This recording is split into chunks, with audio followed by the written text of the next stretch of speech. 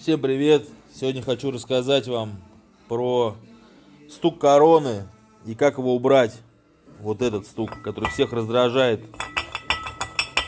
на гепардах. Вот он.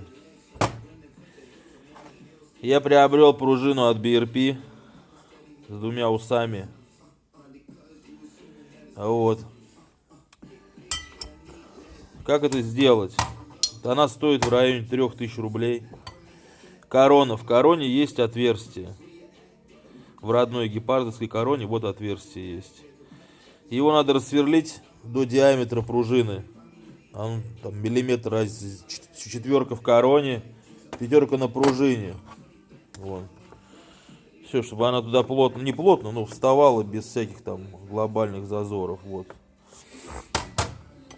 Так как в короне есть отверстие, и оно смещено к центру, вот эта часть, вот эта, она сделана из жесткого пластика. И как бы если просверлить здесь, я думаю, что она не выдержит нагрузки, ее вырвет. Ну, короче, я оставил здесь, где родное было место. Пришлось немножко согнуть пружину. Вот так. По месту. Вот, я ее подогнул под корону. То есть она у меня вот встает. Все вот стоит. Вот она в отверстие. После этого я поставил ее в хеликс. Приставил. Взял примерно, ну вот, расстояние, то есть вот эту ширину и эту ширину друг напротив друга, чтобы был преднатяг. То есть когда одеваешь корону, преднатяг, то есть вот эта сторона, чтобы зашла вот сюда. Вот так, сюда зашла. Все, и пружину достал и просверлил в хеликсе отверстие. Вот она. Вот. Можно просверлить отверстие ближе, поменьше преднатяг сделать. Ну, короче, сделал как сделал, делал сам, видео не нашел. Вот. Ну, стука нет. Получается, когда собираете, вот так ее взводите корону, вот так, оп, и эта часть заходит вот сюда. Вот пробег с этой пружиной, ну, примерно 1500 километров. Как видите, износа практически нет. То есть все нормально. Никакого повышенного износа нет из-за того, что преднатяг есть. Корону я прошелся скотч-брайтом. Ну, мелкие царапинки вон не были. Вот убрал. То есть ничего нет, все нормально работает.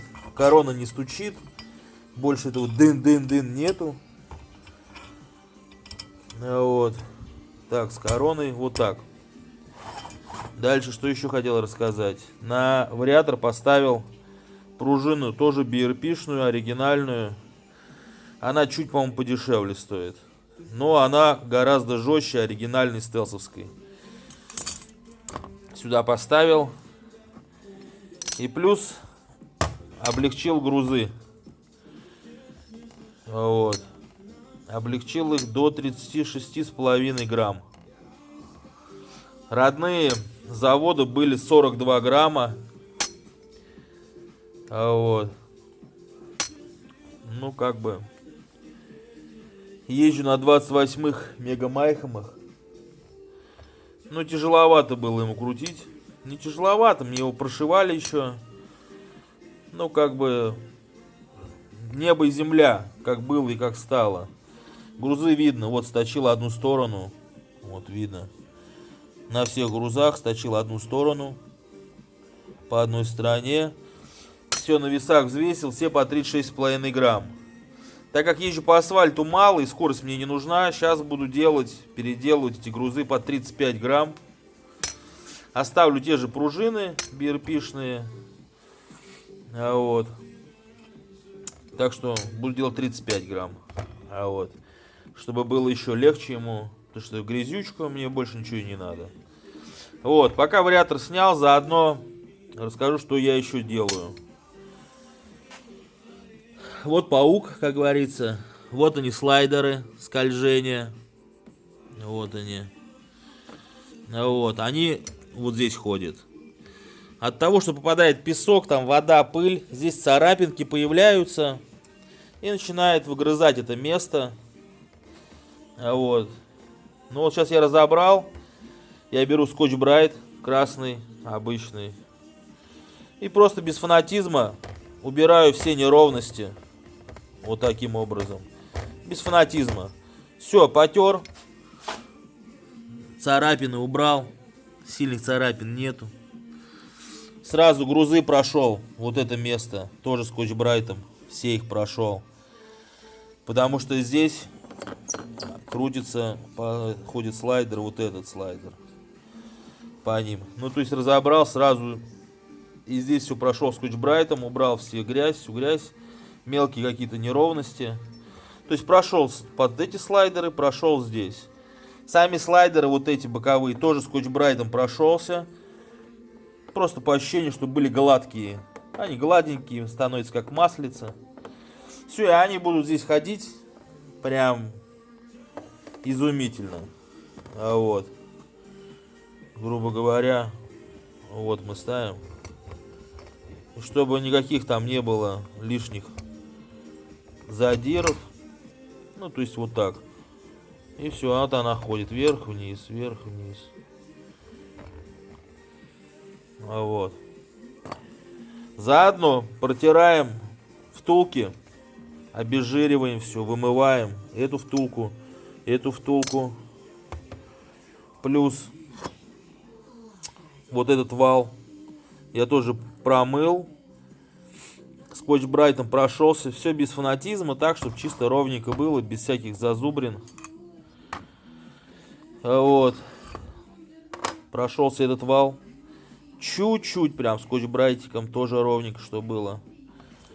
Обгонка. Обгоночку снял. Вскрываю пыльничек. Аккуратно вот этот вот.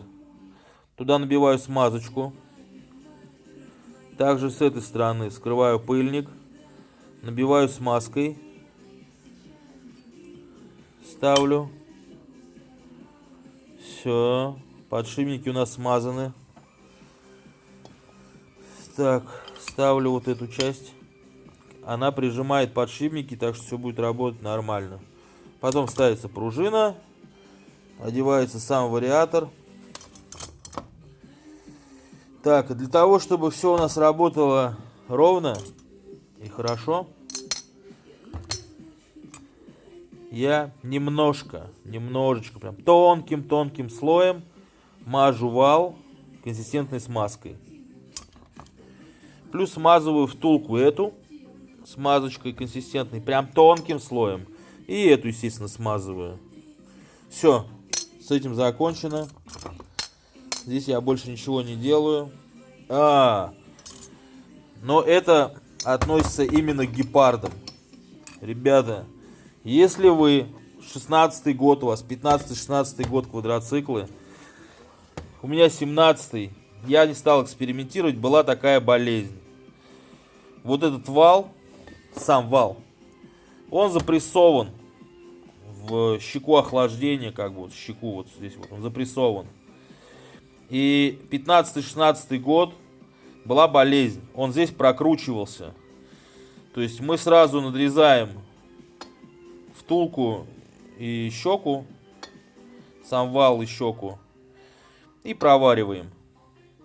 Потому что здесь он садится на коленвал, на конус, никакой разницы в принципе нету, насколько это будет здесь ровно, неровно. Вот. То есть сразу заваривайте, потому что эта щека от нагрева может проскальзывать. Вот, с этим все. Значит, дальше. Также и здесь вал вот я протер весь, все чисто. Проверил демпфер. Все целое, никаких повреждений нет. Вскрыл пыльник этого подшипника на хеликсе. Набил его смазочкой сразу. Вот, смазка есть с завода, но сами знаете, подшипники даже брендовые подшипники, ну, не особо много смазки кладут. Вот. Также и здесь все промыл, продул. Вот эта часть ходит в демпфере.